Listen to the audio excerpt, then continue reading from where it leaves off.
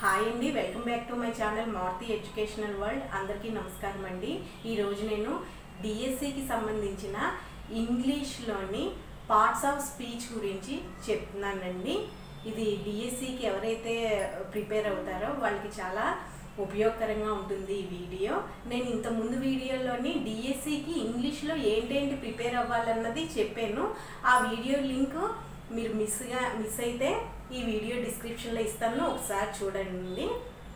దానికి కంటిన్యూషన్గానే ఈ ఇంగ్లీష్లోని parts of speech నుంచి, అంటే మొత్తం ముందు నుంచి ఒక్కొక్క లెసన్ అన్నది చెప్తానండి. అయితే ఈరోజు పార్ట్స్ ఆఫ్ స్పీచ్ అంటే ఏంటో ఇప్పుడు తెలుసుకుందామండి. ఇంగ్లీష్లోని పదాలు చేసే పనిని బట్టి భాషా భాగాల్ని 8 రకాలుగా విభజించారండి.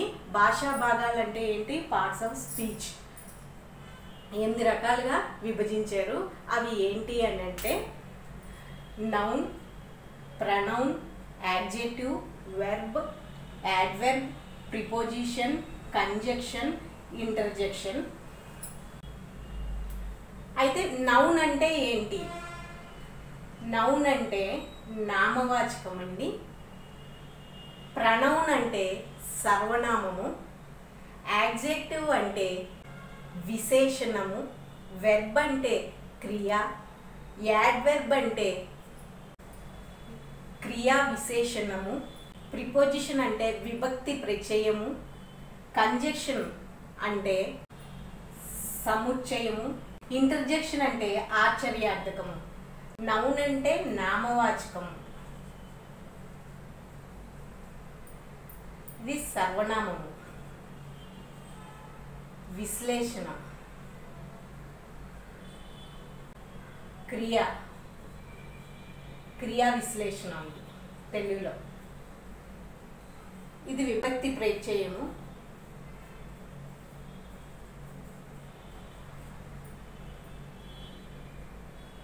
ఆశ్చర్యార్థకము,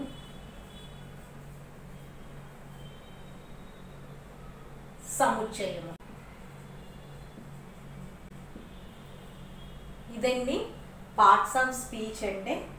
ఎన్ని రకాలు అంటే 8 రకాలు. Noun, pronoun, adjective, verb, adverb, preposition, conjunction, interjection అండి. అయితే వీటిలోని ఈ పార్ట్స్ అన్నిటి గురించి, అంటే నౌన్ అంటే ఏంటి, మళ్ళీ ప్రనౌన్ అంటే ఏంటి అన్నది ఒక్కొక్క క్లాస్లోని చెప్తాను. నెక్స్ట్ క్లాస్లో నౌన్ అంటే ఏంటో చెప్తాను. ఈ రోజు అయితే మాత్రము ఈ వీడియోలోని పార్ట్స్ ఆఫ్ స్పీచ్ ఎన్ని రకాలు అన్నది చెప్పానండి. ఇది డిఎస్సికి ప్రిపేర్ అయ్యే విద్యార్థులకి చాలా ఉపయోగకరంగా ఉంటుంది. ఈ వీడియో కనుక నచ్చితే ప్లీజ్ లైక్ చేయండి, మా ఛానల్ సబ్స్క్రైబ్ చేసుకోండి. ఇంగ్లీష్తో పాటు తెలుగు, అలాగే చైల్డ్ డెవలప్మెంట్, డిఎస్సికి ఏదైతే అవసరమో అన్ని సబ్జెక్టులు మన ఛానల్లో ఉంటాయండి. మీరు ఒకసారి చూడండి. మ్యాథమెటిక్స్ కూడా ఉంటుంది. థ్యాంక్ యూ అండి.